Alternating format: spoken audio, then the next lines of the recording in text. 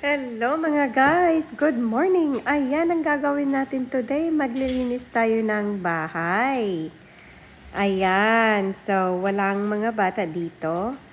Ngayon, ang responsibilidad ni Mami ay maglilinis ng bahay. Ayan. Okay. So, I love decorating the house. Bago lang kaming lipat dito.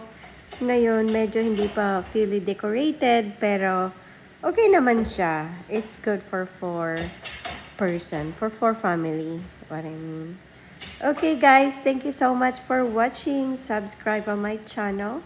Ngayon, nagbablog na tayo, kaya pa-comment naman ako dyan kung meron tayong mga pagkakamali or nagustuhan nyo, give us a thumbs up.